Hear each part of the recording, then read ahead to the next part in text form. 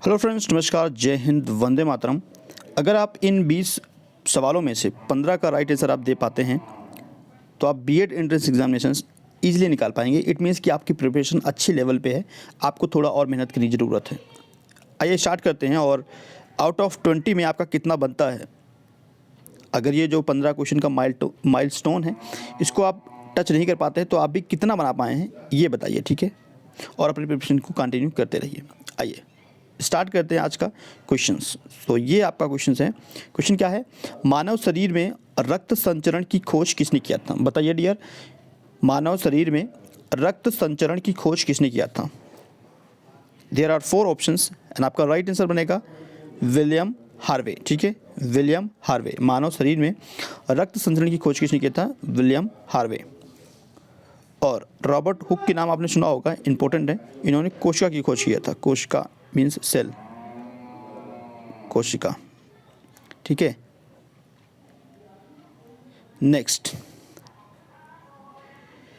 प्रकाश संश्लेषण मुख्य रूप से किसका कार्य है? मतलब जो प्रकाश संश्लेषण होता है पौधे पर, तो वो पौधे के किस भाग पर होता है? पत्ता, पत्तियों पर, या फल में, या मूल में, तना में?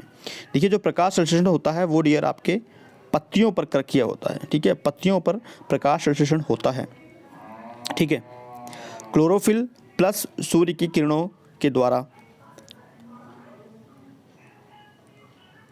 नेक्स्ट, रेगिस्तान रहित महाद्वीप है। रेगिस्तान रहित, जहाँ पर रेगिस्तान नहीं है, तो वो आपका कौन सा महाद्वीप है? यूरोप महाद्वीप है। और महाद्वीप की संख्या कितनी है टोटल? 7, ठीक है? यूरोप में रेगिस्तान नहीं है, रेगिस्तान रहित आपका महाद्वीप है। नेक्स्ट क्वेश्चन है, रामायण में लक्ष्मण की पत्नी कौन थी? रामायण में लक्ष्मण की पत्नी कौन थी? उर्मिला, सीता, मालिनी, सुनयना। सो राइट आंसर आपका बनेगा उर्मिला, ठीक है? इंपॉर्टेंट क्वेश्चन है। लक्ष्मण की जी की पत्नी थी उर्मिला। आइए नेक्स्ट देखते हैं 19 नंबर। निम्नलिखित में से किस आषाढ़ी या रबी की फसल कौन सी है? तो रबी की फसल कौन सी है डियर? रबी की फसल एक तो आपका गेहूं होता है, चना भी होता है और सरसों भी होता है। इसका मतलब उपरोक्त सही। ऑप्शन 4 आपका करेक्ट है। रबी की जो फसल होता है ना, वो सर्दियों में इसकी बुवाई की जाती है, ठीक है? सर्दियों में। अभी क्या मौसम चल रहा है? सर्दियों का मौसम चल रहा है, तो मतलब ये तीनों फसल खेतों में आपको देखने को मिलेगा, ठीक है? रबी की फसल सर्दियों में होता है और गर्मियों में इसकी कटाई हो जाती है।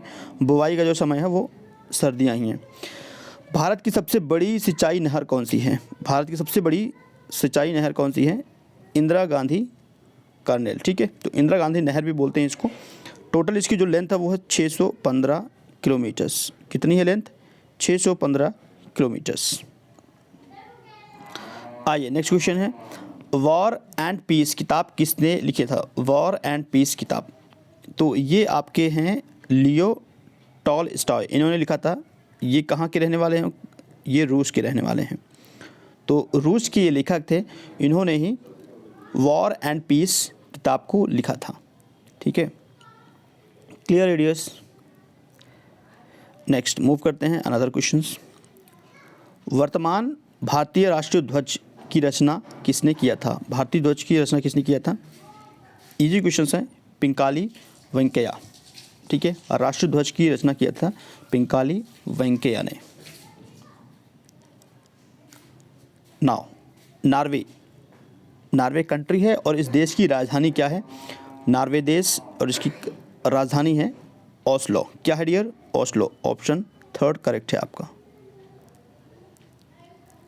आइए अनदर क्वेश्चन, रबी और खरीफ की फसल, रबी और खरीफ के अतिरिक्त भारत की तीसरी फसल कौन सी है? तीसरी फसल का नाम बताइए। तीसरी फसल है आपका, देखो तीसरी फसल का नाम कहीं कहीं आप जायद पढ़ोगे, जायद, और कहीं कहीं आप जैद भी पढ़ोगे। इट मीन्स ऑप्शन फर्स्ट आपका करेक्ट है, ठीक है? रबी और खरीफ के बाद तीसरी जो फसल है वो है जायद। नेक्स्ट क्वेश्चन है, A.O. ह्यूम द्वारा भारतीय राष्ट्रीय कांग्रेस का स्थापना किस वर्ष में किया गया था? तो 1885 में किया गया था। इजी वन क्वेश्चन, काफ़ी इजी क्वेश्चन है। 1885 में कहाँ पे किया गया था? बम्बई में किया गया था। अच्छा, जो ये वर्ड है ना, भारतीय राष्ट्रीय कांग्रेस, इस शब्द को किसने दिया था? दादा भाई नेरोजी ने दिया था। किसने दिया था? दादा भाई नेरोजी ने। नेक्स्ट क्वेश्चन है, कॉफ़ी का उत्पादन नहीं करने वाला, कॉफ़ी का उत्पादन नहीं करने वाला भारतीय राज्य। कॉफ़ी के लिए सबसे ज़्यादा जहाँ पे उत्पादन होता है वो है कर्नाटक। क्लियर है? कर्नाटक में सबसे ज़्यादा कॉफ़ी मिलता है, उसके बाद तमिलनाडु, फिर आपका आंध्र प्रदेश। जहाँ पे उत्पादन नहीं होता है वो है आपका केरल। नेक्स्ट, न्यूट्रॉन की खोज किसने किया था? देखो इसके लिए एक ट्रिक होता है, अब आप लोगों ने पढ़ा होगा, नहीं पढ़ा तो फिर याद कर लीजिए। ईंट पर नाच, इस ट्रिक को हमने पढ़ा था 12th क्लास में। और ईंट पर नाच, देखो ई से होता है इलेक्ट्रॉन, और इलेक्ट्रॉन की खोज की था थॉमसन ने, ठीक है। पर तो पास से होता है प्रोटॉन, प्रोटॉन की खोज की था रदरफोर्ड ने। ना से होता है न्यूट्रॉन, न्यूट्रॉन की खोज की थी चैटविक ने। यहाँ पे पूछा है न्यूट्रॉन, इट मीन्स ये तीसरा वाला जो शब्द है नाच, तो न्यूट्रॉन, न्यूट्रॉन की खोज की थी चा से चैटविक। ऑप्शन ए आपका करेक्ट है। ये ट्रिक्स है, इसको याद कर लीजिए। यहाँ से 3 क्वेश्चन आपके बनेंगे और एग्ज़ाम में पूछा जाता है, बहुत इंपॉर्टेंट भी है ये। नेक्स्ट क्वेश्चन है, निम्नलिखित में से किसके अभाव से रतौंधी जैसे आँखों की बीमारी हो जाती है? रतौंधी, रतौंधी रोग जो होता है विटामिन ए की कमी से होता है। अच्छा, इसका विटामिन ए का जो रासायनिक नाम है ना, वो काफ़ी इंपॉर्टेंट है, वो भी पूछता है। तो रासायनिक नाम है रेटिनॉल। क्या है रासायनिक नाम? रेटिनॉल, ठीक है, याद रखिएगा। आइए नेक्स्ट क्वेश्चन देखते हैं। समुद्र में ज्वार भाटे का कारण, इंपॉर्टेंट क्वेश्चंस। समुद्र में ज्वार भाटे का क्या कारण है? समुद्र में ज्वार भाटे का कारण है चंद्रमा और सूर्य दोनों का आकर्षण, ठीक है। चंद्रमा और सूर्य दोनों के आकर्षण के कारण समुद्र में ज्वार भाटा बनता है। नेक्स्ट क्वेश्चन है, रिकेट्स, रिकेट्स बीमारी किसके अभाव से होता है? रिकेट्स जो बीमारी है वो किसके अभाव से होता है? राइट आंसर आपका विटामिन डी। तो अब बात करते हैं विटामिन डी जो है उसका जो रासायनिक नाम क्या है, वो आप लोग ये याद रखिए। इसका रासायनिक नाम है कैल्सीफेरॉल, कैल्सीफेरॉल। क्लियर है? और विटामिन डी की कमी से कौन सा रोग होता है? तो अगर रोग की बात करें, रोग कौन सा रोग होता है? तो रिकेट्स, ठीक है। कौन सा रोग होता है? रिकेट्स। आइए नेक्स्ट क्वेश्चन करते हैं। विज्ञापन या नामपट और सजावटी रोशनी में आमतौर पर किस गैस का प्रयोग करते हैं? हम लोग नियॉन गैस का प्रयोग करते हैं, ठीक है। इसको ऐसे भी लिखा जाता है, नियॉन। अच्छा, इस गैस का हम लोग प्रयोग क्यों करते हैं? क्योंकि ये गैस जो है ना प्रतिदीप्ति गैस होता है जो कि चमक उत्पन्न करता है। तो इस गैस में काफ़ी चमक उत्पन्न करने की क्षमता होती है, जिस वजह से इसको हम सजावटी रोशनी के नाम से भी जानते हैं, नियॉन को। डोंट फॉरगेट, ठीक है, याद रखिएगा। वर्ष 1975 में भारत के पहले उपग्रह आर्यभट्ट का प्रक्षेपण किस देश से हुआ था? देखो हमारा जो पहला उपग्रह था ना, फर्स्ट उपग्रह, वो था आर्यभट्ट। आर्यभट्ट सब आप लोग सब जानते हो, इस गणितज्ञ थे, ठीक है, और इन्होंने शून्य की खोज भी किया था। अच्छा, तो इसरो जो हमारा जो स्पेस है, Indian Space Research Organisation, ISRO, तो इसने आर्यभट्ट को बनाया था। और जो हमने इसको लॉन्च किया था, प्रक्षेपण किया था, वो किस देश से किया था? सोवियत संघ रूस से किया था, ठीक है, सोवियत संघ रूस से किया था। तो ये सारे डाटा आपको याद रखना है। 1975 में भारत ने पहला उपग्रह लॉन्च किया था जिसका नाम था आर्यभट्ट। ग्रैंड स्लैम पद या ग्रैंड स्लैम जो शब्द है ये किस खेल से संबंधित है? तो यह आपका संबंधित है लॉन टेनिस से। किससे संबंधित है? लॉन टेनिस से।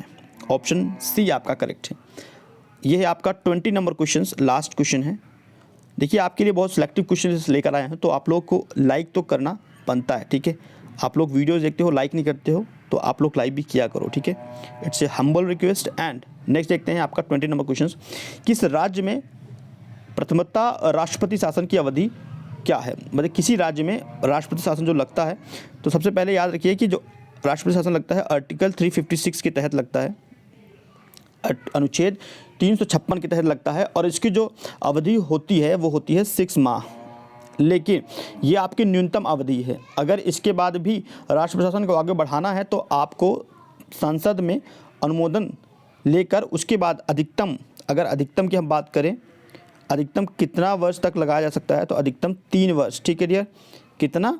3 ईयर, अधिकतम 3 वर्ष के लिए राष्ट्र प्रशासन लग सकता है। लेकिन न्यूनतम की बात करें तो 6 माह, 6 माह के बाद आपको पार्लियामेंट में अनुमोदन करना होता है। क्लियर हो गई थी सी बात? तो ये आपके 20 क्वेश्चंस थे और आप लोग बताओगे कि आप आउट ऑफ 20 में आपका कितना क्वेश्चंस करेक्ट हुआ है। इस वीडियो को आपको लाइक करना है, शेयर कर देना अपने मित्रों के साथ, सब्सक्राइब कीजिए अगर आपको इस तरह की और वीडियो चाहिए, बेल आइकन को प्रेस कर लीजिए जिससे कि आपको लेटेस्ट अपडेट मिलता रहे। Thank you for watching this video. Next video फिर से, तब तक के लिए धन्यवाद फ्रेंड्स।